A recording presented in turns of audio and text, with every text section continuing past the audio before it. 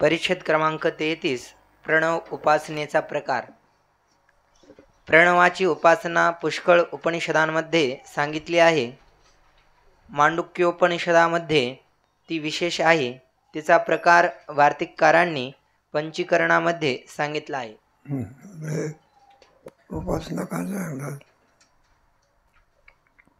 ज्ञानाचा अधिकारी नाही, मग त्याला उपासना सांगतात.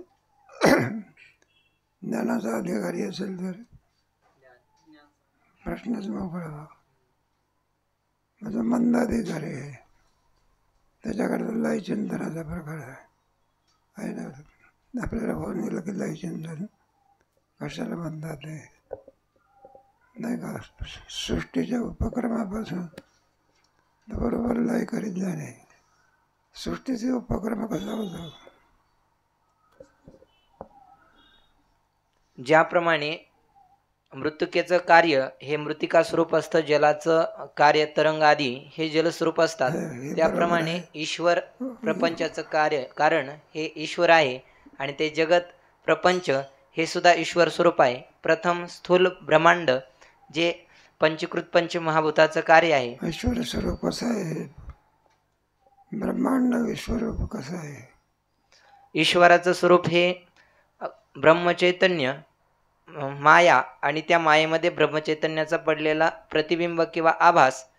त्या ईश्वर स्वरूपामध्ये माया ही ब्रह्मांडाचं उपादान कारण आहे आणि साभास म्हणजेच आभास किंवा त्या ब्रह्मचैतन्याचं मायेमध्ये पडलेलं प्रतिबिंब हे निमित्त कारण आहे. तेच मिळून काय होतं? ईश्वर. ईश्वर कुठे राहतो? अरे कुठे राहतो? वैकुंठात का कैलासात राहतो?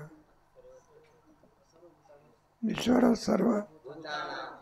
अरे का तर काय त्याला शरीरधारी आहे का अशरीरी आहे?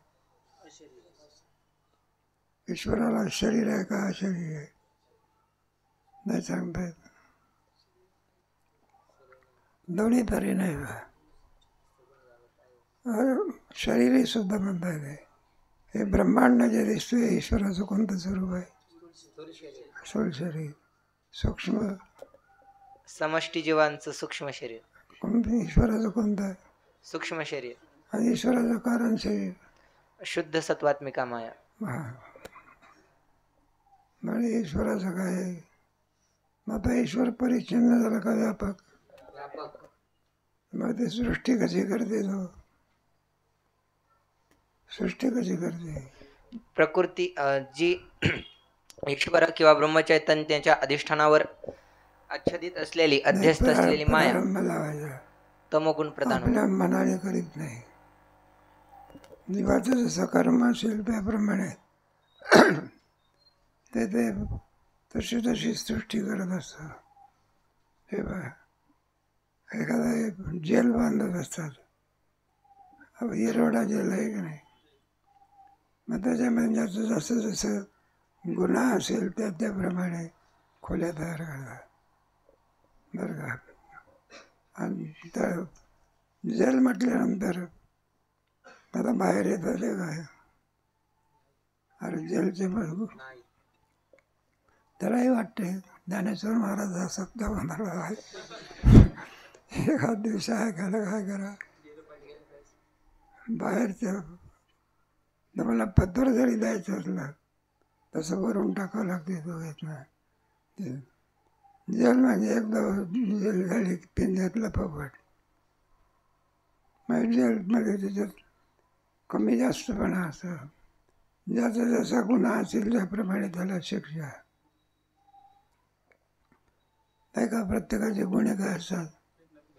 कोणा सक्त मजुरी तर कोणा अंधार कोठडी वगैरे असे. तसे शरीर ईश्वर कशाप्रमाणे निर्माण करतो पाप पुण्यावर. ज्याचं जसं पाप असेल पुण्य असेल त्याप्रमाणे मनुष्य देहामध्ये आहे ना. पापही आहे पुन्हा काय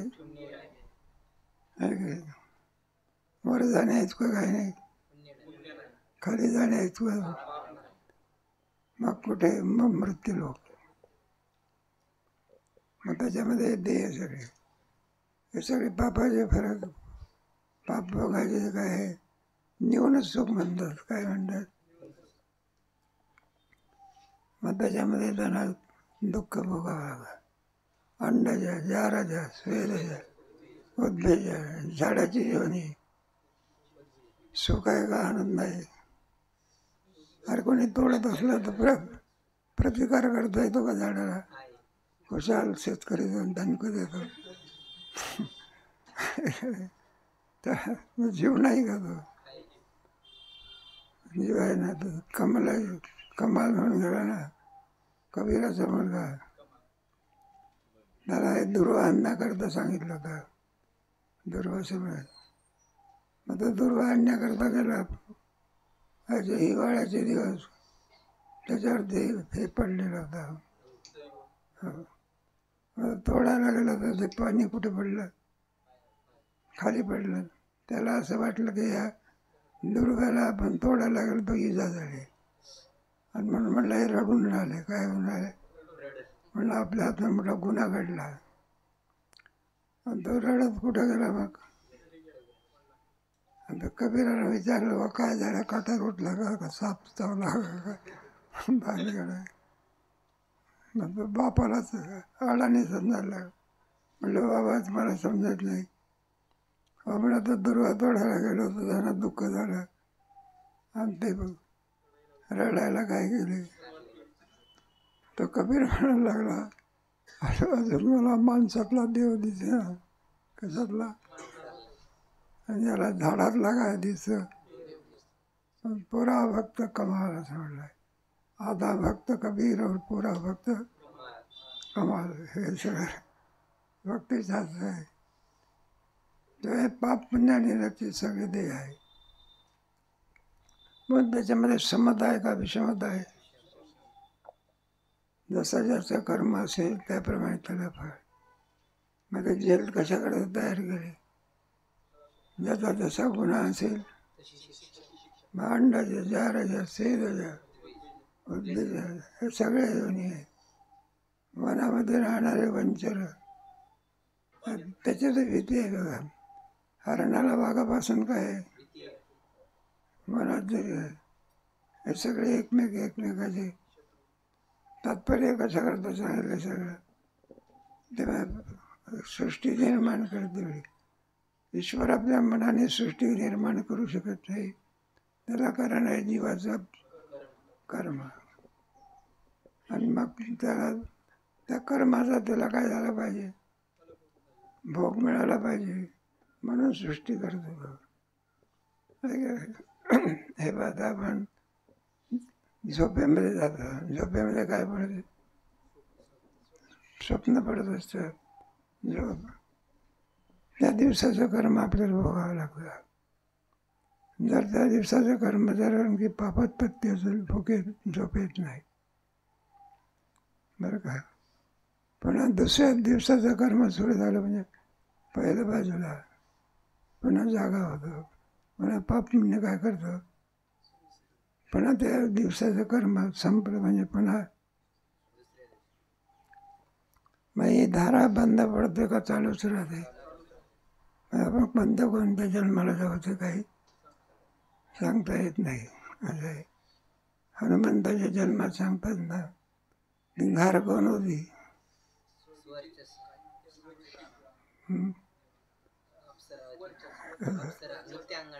आता याच्या सापामुळे काय झाले, हे पहा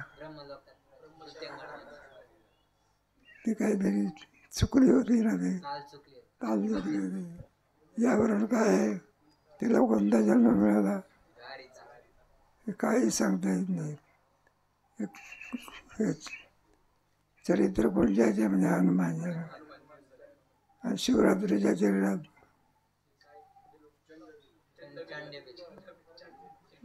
राजाच्या बाया वेश्या होत्या, काय होते, त्याच्यामुळे हरणाची जन्म प्राप्त आहे.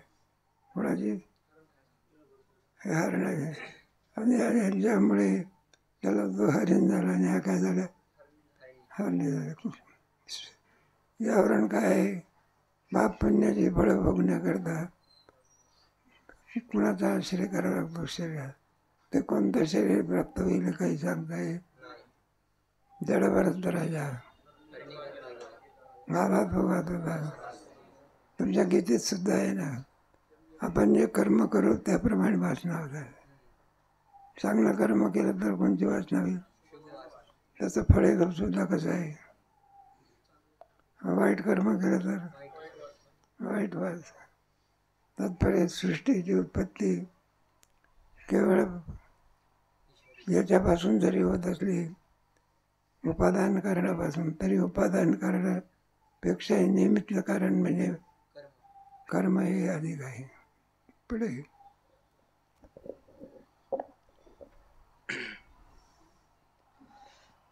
प्रणवाचे चिंतन परब्रह्मरूपाने आणि अपरब्रह्मरूपाने असे दोन प्रकारचे आहे. आता एक उपासना कशा करता सांगावं लागली. तो अनधिकारी आहे ना, ज्ञानाचा तो अधिकारी नाही, म्हणजे उपासना कांड चालू आहे. त्याच्यातलंही चिंतन, आणि त्याच्याकरता हे प्रणवाची उपासना. त्याच्यात दोन प्रकार पडतात. दोन प्रणव उपासनेमध्ये, एक परब्रह्मरूप आणि एक परब्रह्मरूप म्हणजे कोणती इच्छा नाही, उद्धाराची इच्छा आहे कोणतं, आणि लोकांतराची इच्छा असेल तर अपरब्रह्म. उपासनेमध्ये फरक आहे ना. सर्व त्या प्रकारचे असतात. गीतेमध्ये सुद्धा आहे ना, अर्थजिज्ञास स्वार्थार्थी. आपण 4 प्रकार करण्याचं कारण काय? प्रत्येकाचे हेतू वेगळे, म्हणून किती प्रकार केले. त्याच्यामध्ये अर्थ तो भक्ती करताना दिसतो. पण कशा करता भक्ती करतो? आपल्यावर आलेले संकट कोणी निवारण करावे एवढ्या करता भक्ती करत. भगवत प्राप्ती व्हावी एवढ्या करता करतो का संकट निवारण करता? कोणता भक्त? बरं, दुसरा कोणता? तोही भक्ती करतो, अनुष्ठान करतो, लोकांतराची काय व्हावी त्याच्या देवा करता करतो का? उपासक, अरे साधक, उपाय कशा करता करतो? ज्ञान प्राप्ती करतो.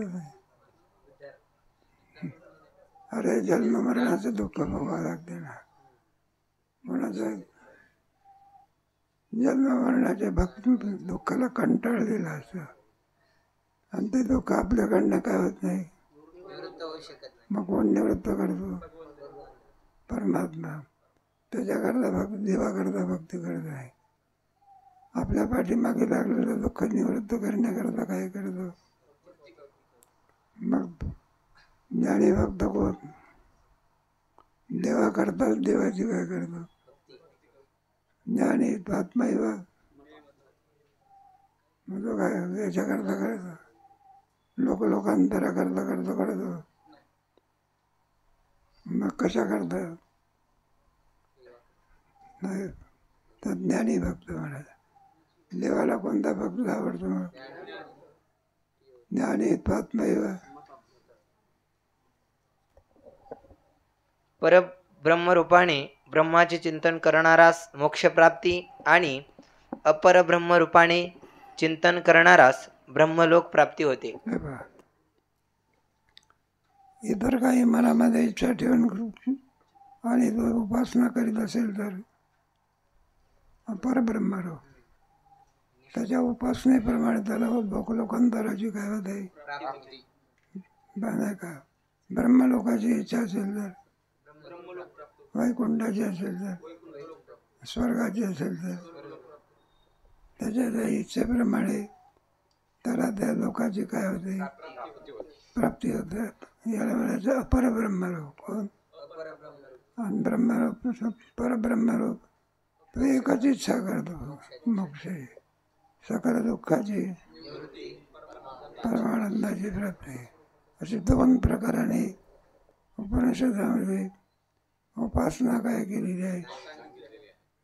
आता ते आपल्या त्याच्यामध्ये आणि परब्रह्म उपासना नाही सांगितली जात.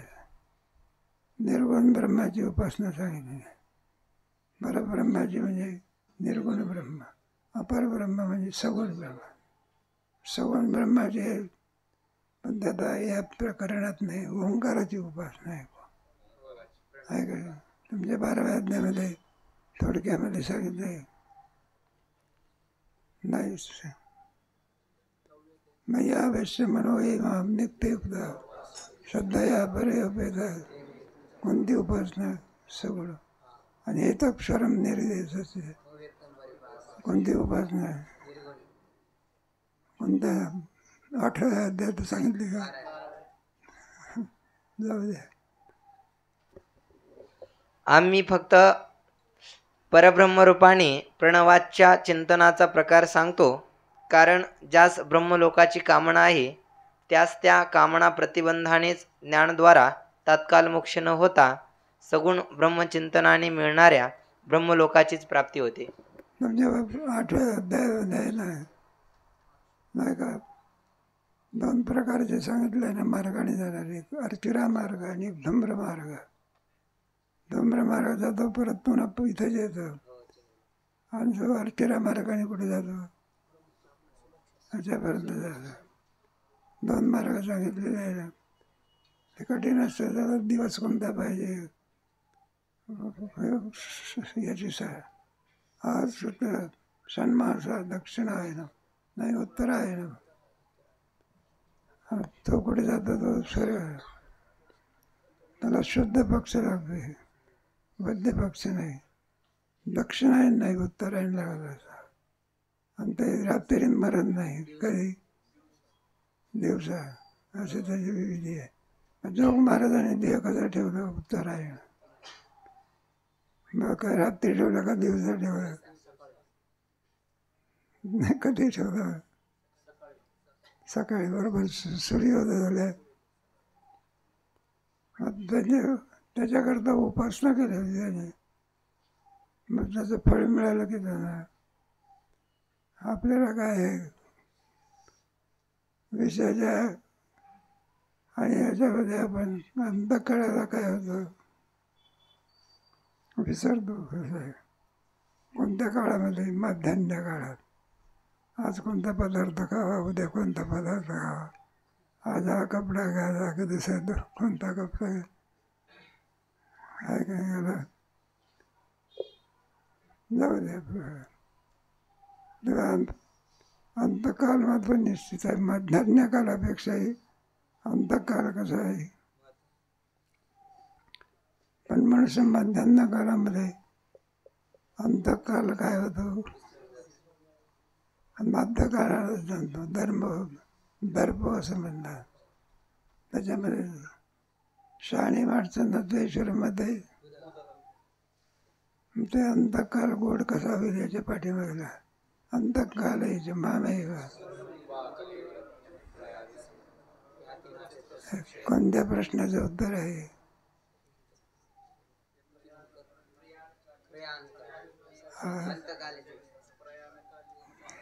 नाही. हे बाप, किम तत् ब्रह्म किम अध्यात्म किम कर्म पुरुष अधिभूतांच किम फक्त अधिदेव अधियज्ञ कथम कोत्र दे. हे बघा, आता प्रयाण कालायच्या या 6व्या प्रश्नाचं काय उत्तर आहे? अक्षरम ब्रह्म परम, ब्रह्माचं वर्ण आहे. प्रयाण कालायचं कथम ज्ञेयोसी ज्ञातात.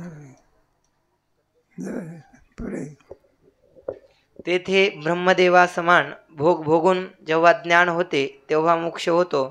आणि ज्यास ब्रह्मलोकाला गेला, स्वर्गापेक्षाही सुद्धा दिव्य भोग आहे तिथे. कुठे? ब्रह्मलोकाला. आता दिव्य भोग त्याच्यातच रमतो. कशामध्ये? बघा, स्वर्गात तरी काय आहे, इथल्यापेक्षा भोग कसे आहे? दिव्याचे भोग आहे. ज्ञानेश्वर महाराजांनी स्वर्गाचं वर्णन केलेलं आहे. भागवतामध्ये वैकुंठाचं वर्णन आहे. सगळे स्वर्गापेक्षा अधिक भोग कुठं आहेत? वैकुंठामध्ये. हे बरंच आहे. दोंड महाराज खूप रंगून रंगून सांगायचे, इथल्यापेक्षा स्वर्गातले भोग कसे आहे. तिथं आपले काय हे पान दुसरी वाटर आहे का तिथे? मग अमृत अमृत असल्यामुळे त्यांना नाही का घर बांधत असले तरी सुद्धा संडास बांधण्याची काय नाही, त्याचा मालच तयार होत नाही, काय होत नाही, लघवी नाही काय नाही. जाऊ दे, आपल्याला जास्त नको. तेव्हा एक परब्रह्म आणि अपरब्रह्म आणि एखादी उपासना कशी अपरब्रह्माचं सांगितलं आणि परब्रह्माचं मुक्त होणे. पुढे आणि ज्यास ब्रह्मलोकाची कामना नसते त्यास याच लोकी ज्ञान होऊन मोक्ष होतो. या रीतीने सगुण उपासनेचे फल निर्गुण उपासनेच्या अंतर्भूत आहे, म्हणून निर्गुण उपासनेचाच प्रकार सांगतो. कारण सगुणामध्ये प्राप्त होणारं फल निर्गुण उपासनेमध्ये आहे. त्याच्यामुळे आम्ही आता कोणती उपासना सांगतो त्याचा अर्थ असा नाही घ्यायचा की सगुण उपासना टाकून द्यायची. कारण या दोघीचा विचार भगवद्गीतेमध्ये 12व्या अध्यायामध्ये निर्गुण उपासक आहे कोणची आणखी पण योगाची निबळी का नाही वाचवणी काय मिळेल. पण योगाची हा वाटा दया दुःखाची अधिक फळ काही मिळते असं नाही. जे फल सगुण उपासनेच आहे तेच फल कुठे आहे? यात सांख्ये प्रप्यते मार्गात पण गाव कोणता आहे? पण आपली सगुण उपासना सर्वांमध्येच आहे. पण अधिकारी असेल तर तो काय करतो? त्याला अधिकारी म्हणजे निर्गुणाची उपासना सांगतात. त्या उपासनेचा प्रकार असा जे सर्व सृष्टीमध्ये कार्य आणि कारण स्वरूप प्रपंच आहे नाही का. कार्य किम स्वरूप असते. एक घट आहे, घटामधलं मध्ये कोण आहे? कोण आहे? कारण आहे. आणि घट नामरूप काय आहे का नाही? नामरूप हे कारणाहून भिन्न आहे का? तत्स्वरूपच आहे. सर्व हे कार्य कारण किम स्वरूप आहे? कार्य कारण स्वरूप आहे, म्हणजेच ओंकार स्वरूप आहे. मूळ कारण कोण आहे? ओंकार आहे. त्याच्यामध्ये कार्यामध्ये दोन प्रकार असं चिंतन करायचं. दोन प्रकार कोणते? एक नाम आणि रूप. एक घट आहे, त्याच्यामध्ये घटामध्ये माती आहे, कारण स्वरूप आहे काय. आणि कुंभारकेने आलेलं काय? नाम आणि असे दोन प्रकार आहे काय. नाम आणि रूप म्हणजेच कार्य. अस्तिभाती प्रिय म्हणजे ओंकार. आता हे नाम आणि रूप आहे, त्याच्यामध्ये रूप भाग नामाहून काय नाही आहे का नाही. नाम कळाला की रूप काय होत असे. म्हणून दोघांमध्ये कोण श्रेष्ठ आहे? नाम आहे बा. एखाद्या तुम्हाला नामच सांगितलं नाही, रूप सांगायचं म्हटलं असं असं आहे, गोल असते, त्याला असं हे असते, घेऊन या की. म्हणलं असं असं काय असतं कोणा त्याला नाम असल्याशिवाय व्यवहार होऊ शकत. कोणीतरी एक ग्रस्त होता भाव तिकडे उत्तर भागाचा, तर महाराष्ट्रात आला.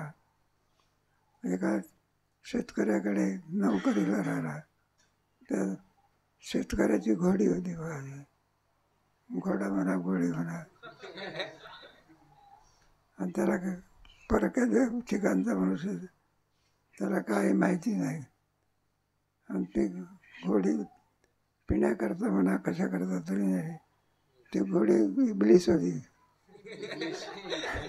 आणि ते लगावातून तोंड काढून काय गेली, याच्या हातात घालवलं लगाम. मग आता इतका लगामाला लगाम म्हणतात ही माहिती नाही, घोड्याला घोडं म्हणतात ही, आणि ज्या मालकाच्या घरी राहतो त्याचे काय नाही. मग तिकडून येणारे माणसं असायचे, नावच नाही माहिती. अहो तुम्ही ज्याच्या घरी होतो त्याला जाऊन सांगा तुम्ही याच्यातलं गेलं.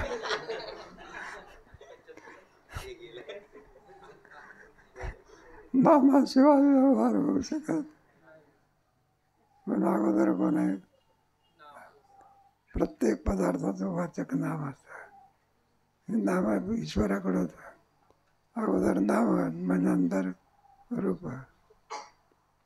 हे पहा, एखादा कुंभार करतो, अगोदर काय तुमच्या घडा पाहिजे का रांजण पाहिजे का काय पाहिजे, अगोदर काय करतो, नंतर म्हणजे श्रेष्ठत्व कोणाला आला,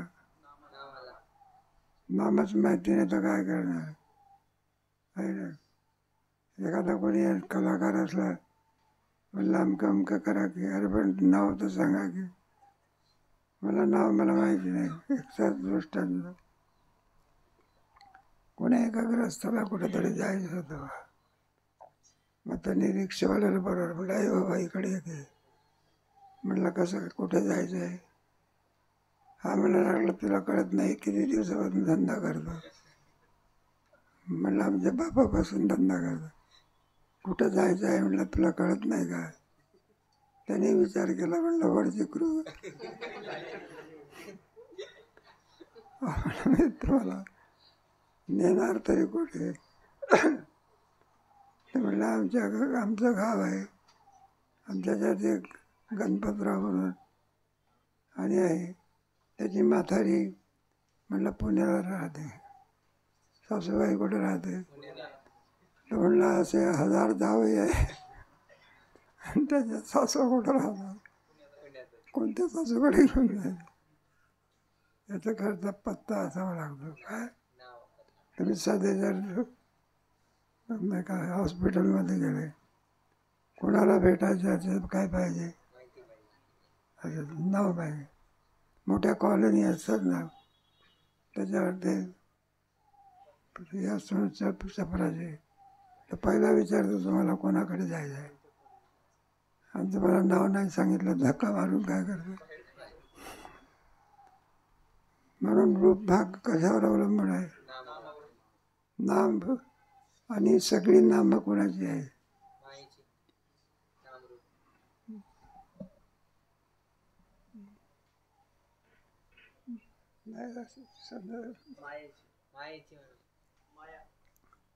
सगळी नामाची आहे ना, मायेची नाही आहे.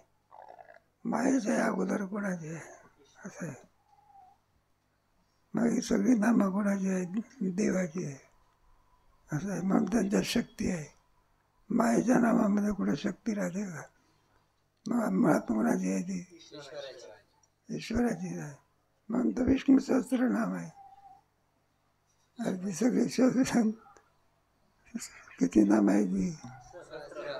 मग काय मायेची आहे कधी, मग कोणाची आहे.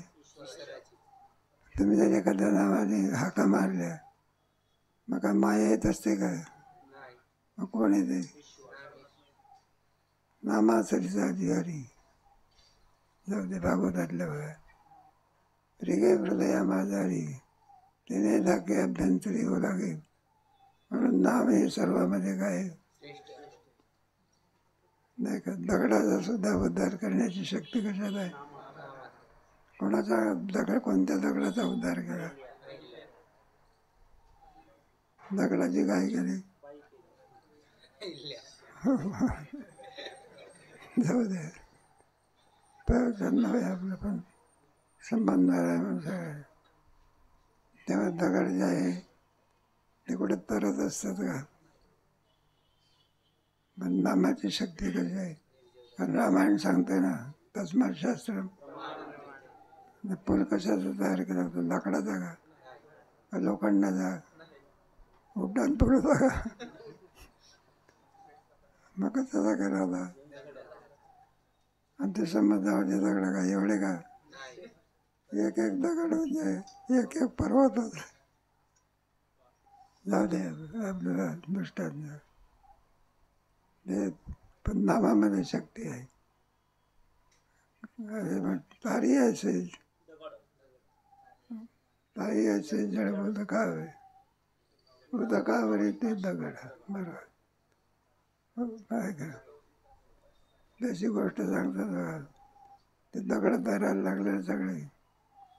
ते राक्षस लोक होते, त्यांनी वाटलं विचार केला, मला हे सगळे दगड कुठं तरतात, आणि हे दगड जर लंकेवरती माराविरा केला तर सगळे गावे संपून जायचे. सगळे रावणाची सेना काय झाली, घाबरली. वा पुढे काय होईल कोणाच माहिती, असं पडलं. मग रावणाला प्रश्न पडला, म्हणलं आपली सेना काय झाली, पराजय प्राप्त होईल आपल्याला काय. मग त्यांनी जरा राजकारण केलं त्याच्यात, आणि राजकारण करून आपल्या समुद्रात गेला. एक दगड घेऊन गेला. त्या दगडाला सांगतो रामाची शपथ आहे बरं का, बुडायचं. मग काय करायचं?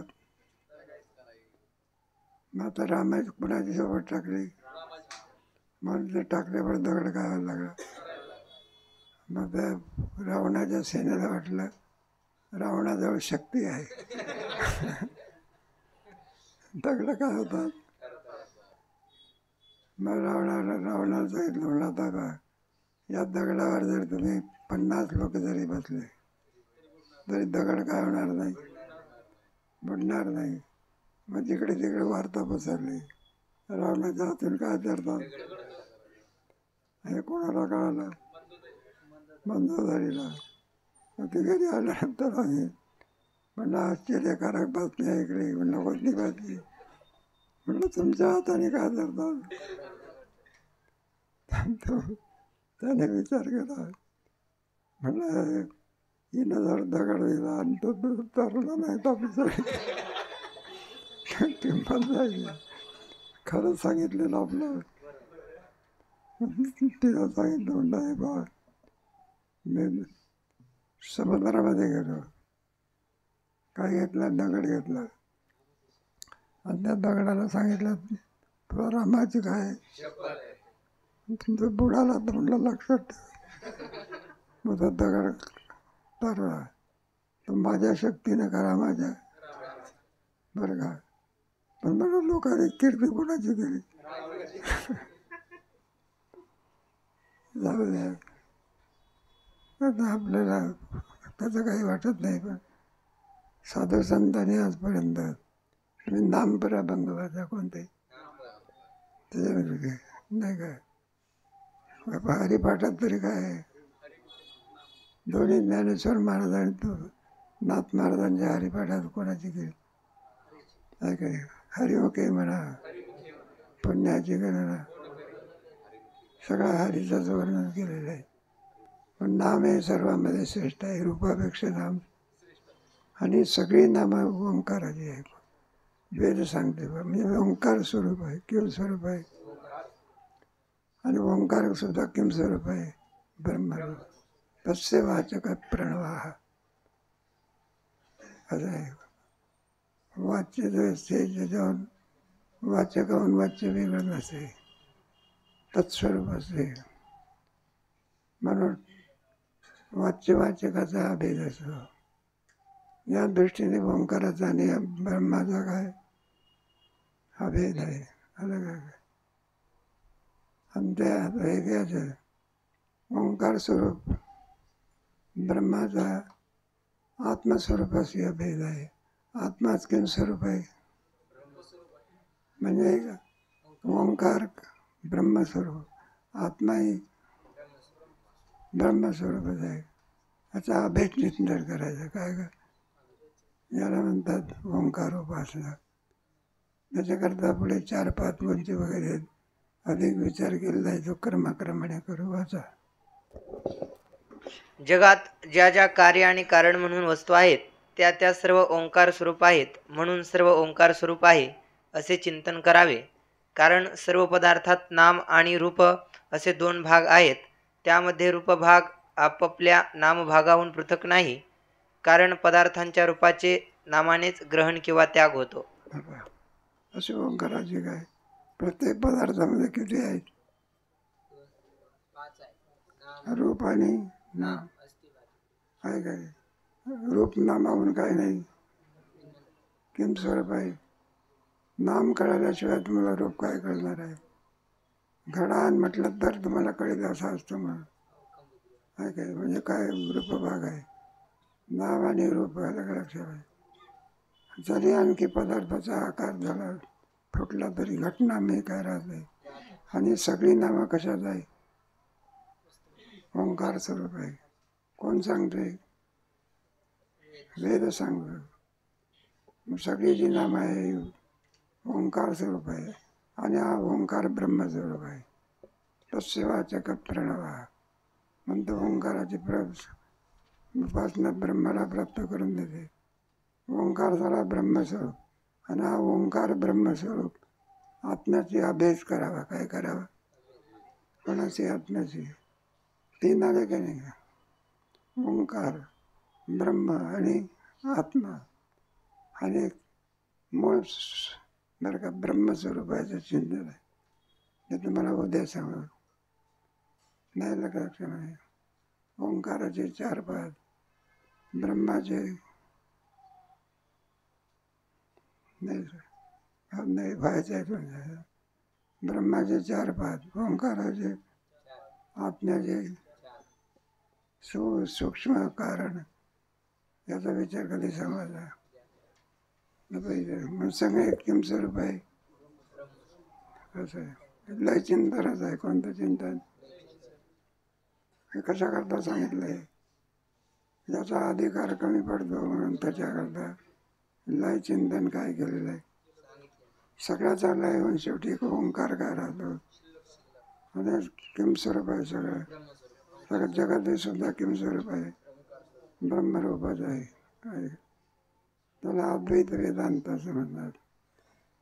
अद्वैत वेदांतामध्ये द्वैताचं सगळं निराश आहे. विचारता निरसले प्रपंच साजे मग तत्वच आवडले. अधिक विचार आहे. उद्या करू. सप्ताह चालू आहे.